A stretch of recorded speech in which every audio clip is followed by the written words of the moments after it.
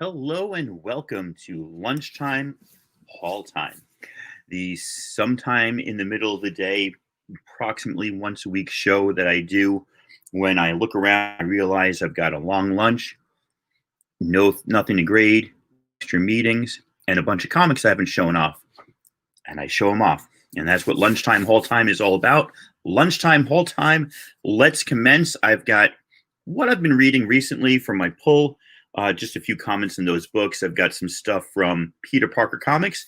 I've got some stuff from Lady Fantastic. I've got some stuff from various hunting holes around the world.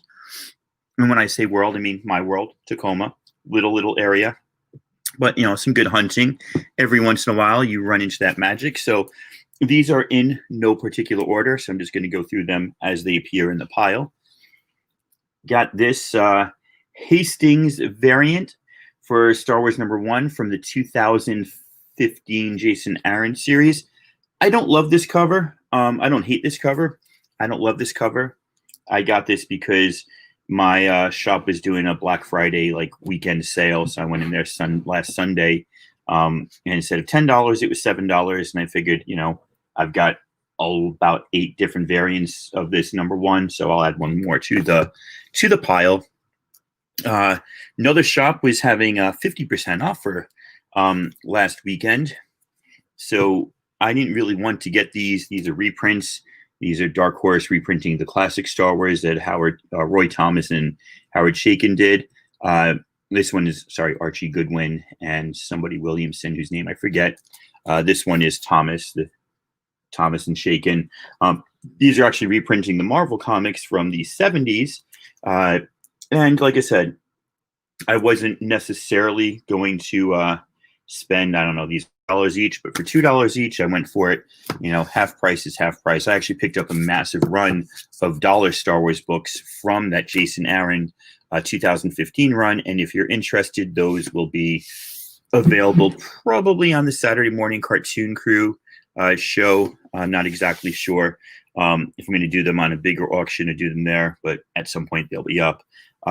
My local half-price books got a huge run of Rick Remender's Uncanny X-Force, and I've heard it's a really, really good run, and I really may try to pick up the whole run, but I picked up this particular cover to #12 because, as you know, I pick up X-Kissing covers. As maybe you don't know, it's not the sort of thing that you should commit to memory, but you might have seen me post my pictures once in a while of my wall of X-Kissing covers. It's just one of the things, I collect. Some people collect homage covers. Some people collect shiny covers. I collect X-Kissing covers because I like to do things that tickle me fancy. Comedy is where the mind goes to tickle itself. Anyway, shout out David Brent.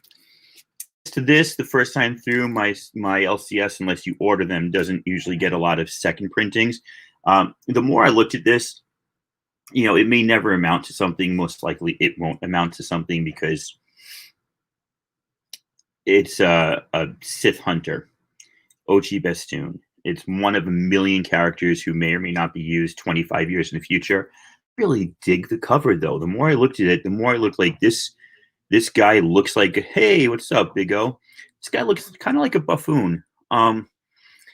And I can't imagine this character necessarily being able to best a Sith Lord, but I'm kind of digging it now. So I've got 3 more copies coming in. I went to the Bay for those. Yeah, whatever. Sometimes I spend money. I don't usually chase the hot book in the moment, but I do actually like this one a lot. That orange and yellow background with him running and that really cool. It looks like a musket, right, with like a knife on the end of the barrel. It's just a really cool getup.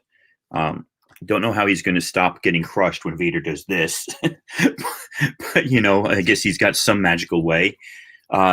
We've got this one right here, courtesy of Lady Fantastic. She sent me a little AOK. She and I trade our AOKs back and forth often.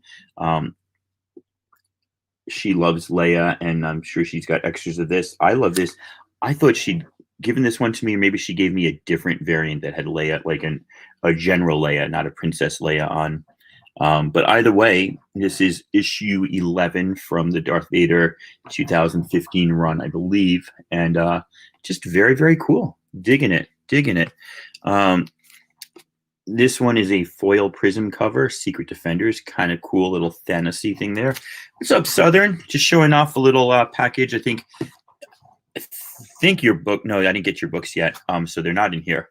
But this is Lady Fantastic's package right now, and Coneheads. She knows that that I the kind of kitschy sort of pop culture comics, and so she always sends me one in this vein. And here is Coneheads from the planet of Ramulak. Gotta love it. Haven't had this in a good 3 or 4 decades, and now I've got this to pair nicely with my issue 2. And then the other thing that was really cool that she sent me is, I know I saw when she got this, when she found these at her LCS. These are 2010 Astonishing X-Men. So first of all, let's talk about how incredibly cool this cover is. It's like Wolverine cut off at the waist with Cyclops, and I guess that's Sabretooth in the back, but I'm not sure. But look at that. Look at that. Newsstand. Gotta love it. Gotta love it. And another one that's also, it's a nice little Brood cover there. Also a newsstand from 2010. So I'm really, really excited about that. I didn't even realize the Coneheads was a newsstand, but that's like 1994. So it's not as rare, but still pretty cool and good of you to notice. And the last thing she sent me was so cool. I don't have a lot of 12-cent comics, but this is just spectacular. It's spectacular because of how beat up it is. And I love, like, somebody wrote 1 cent on there by Doctor Strange's right hand. Somebody took a pen and just like scratched this line going up here, up and down here. I mean, it's beat to all heck, but it is Strange Tales 167, a 12-center, firmly in the Silver Age, 1967. Just really cool. A return of Mordo. So that was kind of cool. Went to Half Price last week, did a small haul. I found the variant of this. I think I have this, or I might have sold it. I'm not sure. I got to double check, but I always like getting those as well. This is 320, as well as getting the Pressman variants from like 316, 317, 318. This is a small, just a small key that I found. I can't remember what it was, but the price was right. Here's my own. No, actually, why did I get? Oh, I just got this because I needed it. I didn't have 494. Or at least on my list, it says I don't have 494. I'll probably go into my X-Men box and be like, "What's up, Seawood?" I'll go to my X-Men box and be like, "I have that." This is a package from Peter Parker Comics. I bought this from him like 3 months ago. He was building a box for me. Eventually, he bought stuff for me. And I said, we'll just send the boxes, even though mine wasn't full. So I got this Web of Spider-Man. I actually don't have this cover, or don't have this issue. So that was cool. First modern appearance of Suicide Squad, I think. Yeah, Seawood, we've been talking about some 2010 Astonishing X-Men, the real newsstands that matter.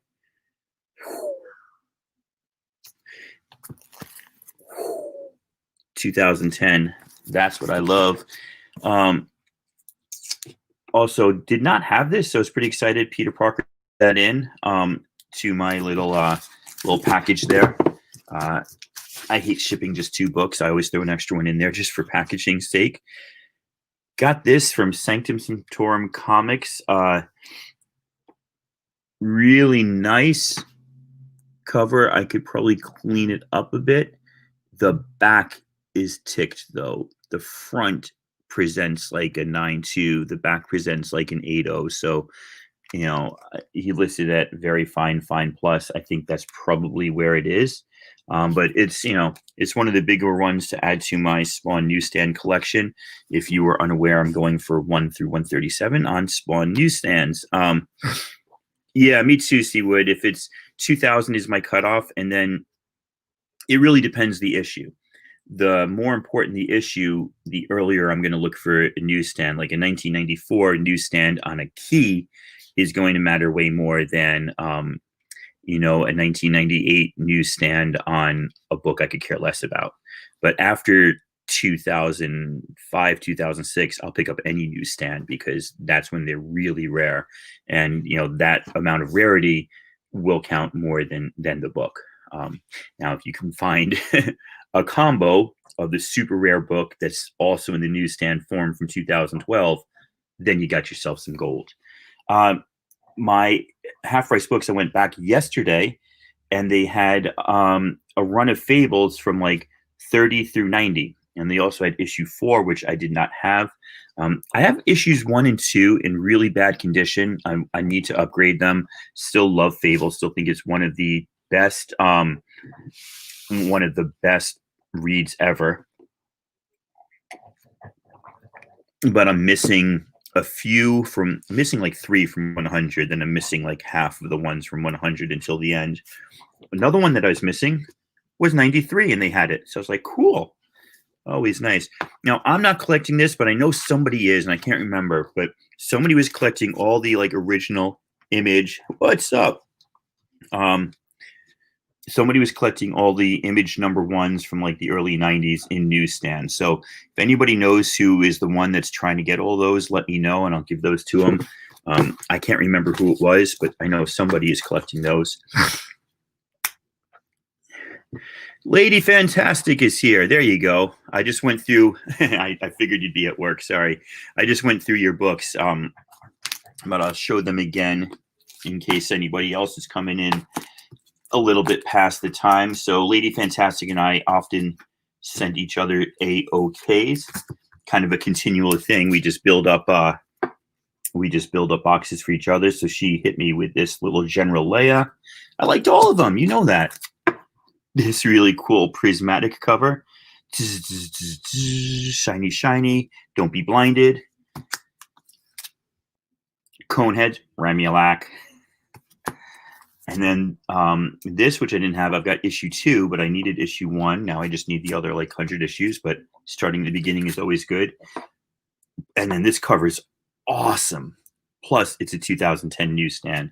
So that's what really, really got me excited with these 2010 newsstands and this Silver Age Strange Tales. And I love how much, oh, Bob, man, I'm sorry. I love how much this is beat to death because it just makes it all the more special to me. Really, really cool. So yeah, that was from Lady Fantastic. I left them downstairs, and I'm not going to run down there because I got to get lunch. I got to let the dogs out and stuff. But I also got Amazing Spider-Man 569. So I looked it up. It was in the locked bin at Half Price Books where they put like the extra ones that they don't want you to that they don't want you to steal. So they put it in with the extra ones, and I was looking at it, and I'm like, all right, that's got $15 on it. Oh, it says First Anti-Venom right on the little sticker they put on the bag. So I looked up First Anti-Venom, and they're like, this is an $80 book. And I'm like, and he's only got 15 on this. So I figured the condition wasn't great, but I figure it's worth it because I know a lot of people like Venom. I know a lot of people like that. Got to keep the 32. Yeah, I know a lot of people like anything connected to Venom and the symbiotes, and with the King in Black, dropping yesterday, I figured that's a good investment pickup, even though I don't collect the 500s of Amazing Spider-Man. So $15, I dropped in that. The condition that it's in, it's not top condition. It's probably a $40, $50 book. But then I went, seriously, Lady Fantastic, that's the way I feel too. But then I went through the essays section, and I was like, holy cow. Here is the second print variant. Let's look that one up. It is Tacoma Flash by Night. It is. Hello, sir. Good to see you. That one's over $200. Again, it's not in very good condition, but it's not mid-grade like a $60 book. It's just a little bit off the top grade. So Big O had reached out to me, and a local guy, Comic Shack, had reached out to me. They have first dibs at them if we can work out a deal. If not, next Thursday, December 11th, I'll probably have those up for sale on Hudat's auction. So if anybody's interested, like some people have reached out to me, so they've got first dibs. If we can't figure out a deal, then they'll probably go to auction sometime next week. Just wanted to give those guys a chance, since, like I said, they reached out to me. Pick this one up probably for the PC. They have the other, I've got maybe one or two of these, and they had like 3 or 4 that I was missing, but I didn't want to spend $40, $50 price yesterday. I'd like to see a cover with Emma Frost in like flannel and baggy t-shirt and like a jacket and a coat and a scarf and like sweatpants. Can somebody draw that for us? I don't know. Anyway, this is listed as being more than a $5 book. So I'm like, all right, I'll get that one. I'll get the rest when nobody else buys them and they go down to 50% sale. I got these two, which I already had, but I definitely got these with the intention of flipping them. This is just cool. Greg Land's Psylocke cover and the last issue of X-Men, of the original X-Men run, 544. Got those for $5 each with the intention of just trying to double the money. I already have both those issues, but they are great issues. I just think Fraction did a really, really nice job when he took over in the late 400s, early 500s. I think he did a really, really good job with his run on X-Men. I haven't read much of Gillen's stuff in the late 500s, but I did like what Fraction did. Hello, Superior. How you doing, my friend? Right here, I grabbed this from Mike Rogers on one of his sales. I don't have any of these Return of the Jedi. I believe this is Sankovic. That Land run does have great art, Bub. You are absolutely correct. I believe this is Sankovic. He's one who changes his signature a lot, right? But yeah, just a cool cover. I'd love to get all 4 of these if I can find them on the cheap. And as you all know, Mike Rogers sometimes sells his books super cheap. So I was at another place in Tacoma last week called Comics for Kids, and they're a store that just accepts donations. They don't buy anything. They either sell it really cheap, or they take out like the big stuff and they sell that, and then they just donate their comics to like kids shelters and kids schools and anybody. Like I could call them up and say, I've got a classroom, can you give me some comics? But I already have my own comics in my classroom. So I looked through, they had a box of trades the other day, and I managed to grab these. And it's nice because books that are old are always easier to read in trade than they are to read in single issue. This has grown on me. Hey, what's up, Perry? There you go, Carson. It started off kind of really bad. Like, a lot of this Dark Horse Star Wars people are picking up because the covers are great. There's so many first appearances. We all want to get that big one. And, I'm as guilty as anybody of not reading as much as I should. I read a lot of comics, but I don't read every comic I buy. I'll admit that. I think we can all admit that, right? Yeah. So I read these, and the storyline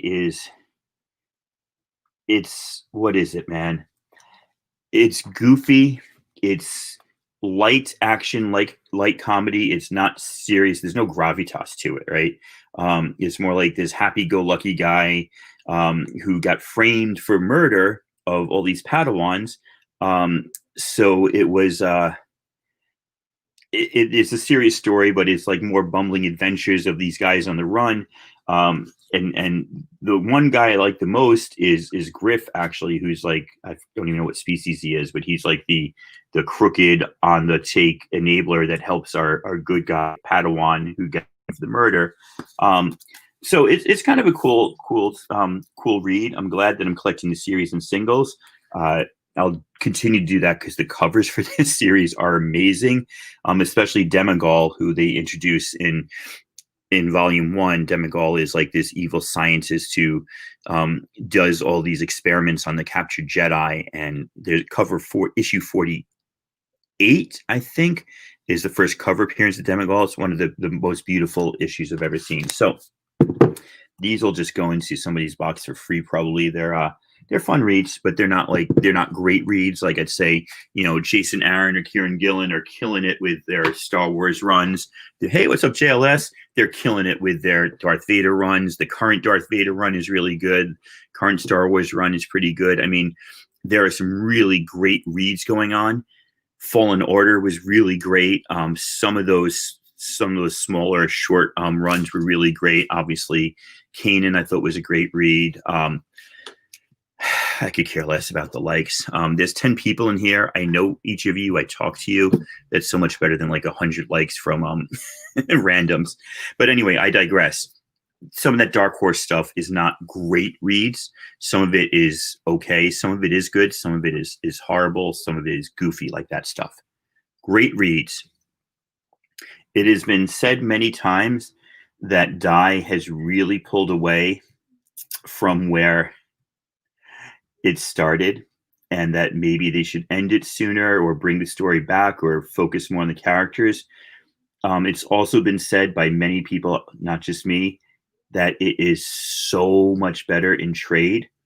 And after the first 5 or 6 issues, I would agree. The first trade read beautifully. The second trade made the issues, whatever it was, 7 through 11, 7 through 12, really, really good. But then issue 15, this stands on its own as I haven't read much of the Legacy yet. I've got a lot of it, and it's the other one that I'm trying to collect along with Knights of the Old Republic.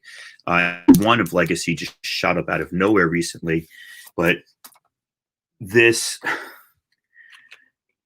my God, the artwork in this and like the machinations, all of this comes together, and I mean, it's just beautiful. It's gorgeous. It's sumptuous. Do anything you like to that like button, as long as you clean it off when you're done. The people that Ash kills, the way she uses her power to control, I mean, it's really just sumptuous is a word I would use to describe this issue. It is phenomenal is another word. They have Southern. Angela and dealing with her sister who's a fallen, dealing with these dwarves that are like, I'm a non-player character, letting Soul out of the jar, realizing he was never in control. I mean, this there'll be no suckling going on while I'm speaking. This is just phenomenal. It really brings back like what we loved about this series in the beginning, stuff that I felt like we were moving away from for a little bit. Look at this guy get cleaved in half. Just cleaved in half by the grief sword and Matt. I love that. It was I mean, and I don't blame you at all, Seawood. Part of why I'm collecting the singles is you're wonderfully immature, Lady Fantastic. Part of why I collect the singles is because I've got so much invested in it, like as far as like when you love a comic and that becomes your thing. Even if I didn't love every issue, I 100% can't blame you for not for having dropped off. The single issues don't do the story justice. Waiting that long and then doing some of the digressions. There's a fly in here. Then doing some of the digressions he did. Gillen does a lot of this stuff where he brings in literature. He did it a little bit with Tolkien, but then he really went into Glasstown and the Bronte sisters and just overdid that. Too much for my liking. Spent like a whole issue on that, and it broke up the narrative and it made it harder to appreciate. But when you read the trades of the issues that you've stopped at, it really gets better. But that single issue there, holy fuck, that was powerful. Really recommend Die number 15. let's move on. Here's another one that's amazing. If you have, I would love to become the human fly. Uh, so a kid that I went to camp with in the 80s, his grandfather was the director of the original The Fly movie from the 50s. Just that weird trivia that is. They're taking like a break from the main narrative, and they're doing these kind of short one shots. This one's focusing on Kippa, the fox girl. Um, oh my God, this you've always known Kippa as kind of this sad character who's ideally ideally moves beyond, like, she has hope even though she has no reason for hope. She's loyal, even though she's got no reason to be loyal. She still does the right thing, even though horrible things have happened to her. But in the story, you only know the horrible things have happened to her. Now you see in the past what she went through, and this is a gut wrenching story. This shows how Sana Takeda and Mori Liu are at telling a story. They don't have to they don't have to overdo it. They can let the story speak for itself through minimal dialogue and just sumptuous. I'm using sumptuous a lot. Today's a sumptuous podcast. Just lush, gorgeous art that's stark at points, a little bit different color palette than Monstrous usually has, and it tells just a beautiful story. Another high recommendation. C. Wood, you should listen to JP do the Monstrous. He's done Monstrous on his indie book show, and I'm on that one with him. Monstrous is kind of the book that I got slotted into for that. So it's really interesting. Not loving this. It hasn't grabbed me. They're taking a hiatus. I may or may not continue with it when the second volume or the second arc comes out. Still love this one. Really hard to balance being the worst person in the world with being like in charge of saving humanity. Like where it's going, especially since the lady who's like on the side of saving humanity has bribed him full of drugs. It's kind of fun. This is gorgeous. I know, because I ran out of bags last night while I was reading. This is gorgeous and wonderful and sad. Really cool stuff by Jeff Lemire here. Colonel Weird Cosmagog issue. Well, that is nice. That is really nice. Hit the G spot for the YouTube algorithm and smash that like button. Okay, now I'm totally lost where you guys are, but that's okay. Found this one at half price yesterday for $2. Or $1.50. Is this a $3.99 book? Yeah, $2. Buzzkill. Donny Cates' early work for Dark Horse, this and Paybacks, really great stuff. I kind of want to read this in trade because I don't know that I'm going to be able to find the single issues. I looked this up; it's going for $40. I was like, whoa! So I do have this. I do have a Tomahawk. I do have Interceptor. I may end up selling them as a bundle, or I may end up keeping them. It's a really good story. This guy starts off by going to an Alcoholics Anonymous meeting. Turns out he's a superhero, but he only gets his superpower is when he's drunk or high. So that is, that's the basis for a good story. And the artwork in this by Jeff Shaw, really is powerful. Really good stuff. If you can find Buzzkill, I recommend it. I'm just torn between whether I want to keep the series like Paybacks, and I now have issue 1, 2, and Paybacks, but I don't have issue 3, and I don't feel like getting stuck with that in the same way. Do I sell it? Do I not? I don't know. I'm going to do some spoilers on Champions Outlawed number 3. So by the time I open this up, if you don't want to hear spoilers on what happens in this, by the way, this cover is amazing. Forget about that second print Champions 2. That's a horrible cover. This cover A, this is amazing cover. All right, I'm opening it up. Cover your ears. So the champions have been on the run from Cradle. I can't remember what the acronym is. Basically, a bunch of guys are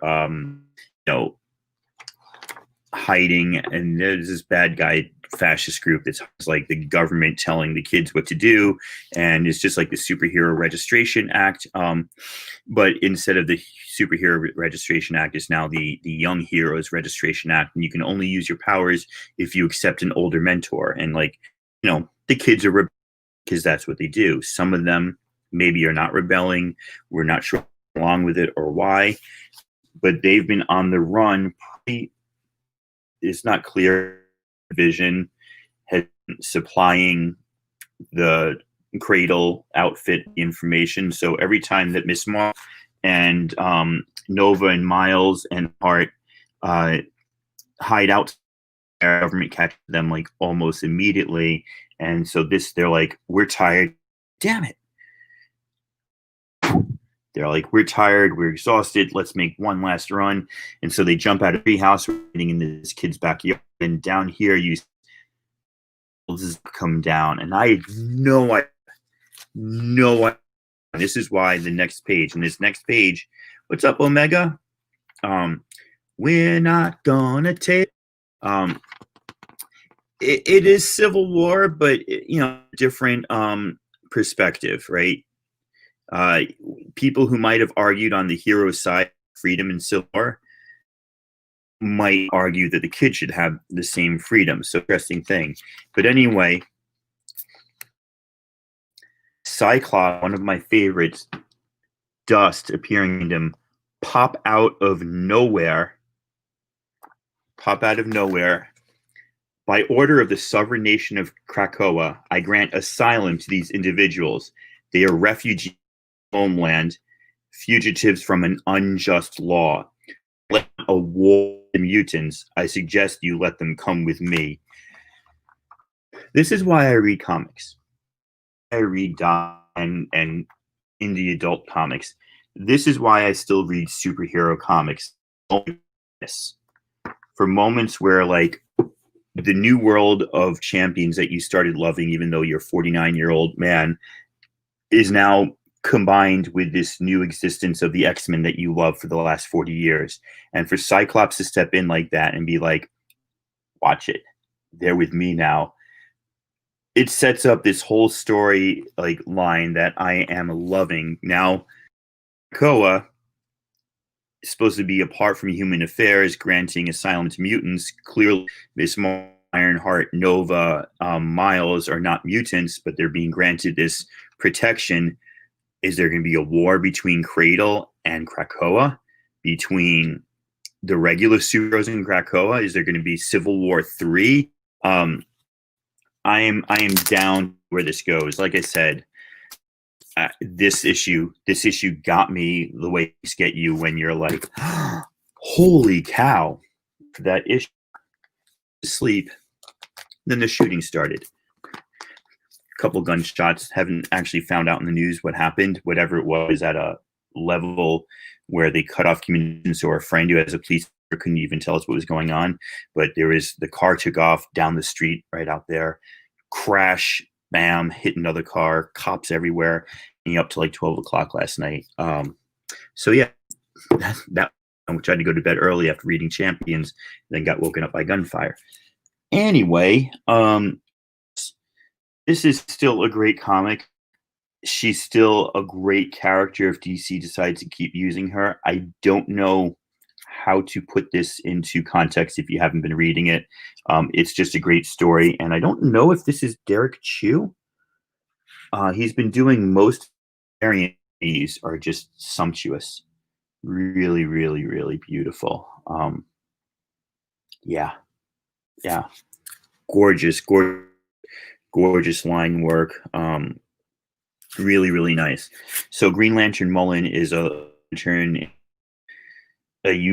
millions of miles away from the center of the universe, if there is a center of the universe, and she's dealing with a problem that N. Jemisin, who's as good a writer as anybody in sci-fi, basically is mixed in politics and metaphors for everything that's going on in society today, and governments and corruption and brutality and overreach of authority and drugs and free will. I mean, just everything is in there, and it's amazing. I must have been boring the hell out of everyone. I'm down to 2 followers. Did lunch end for everybody? I actually had 10 people in here at one point, and now I'm like, where'd they all go? Whoa. I know that people love this run. I would say Donny Cates uneven on this run. Some of the issues have been amazing. Some have not been that great. This one is straight up like horror slasher film.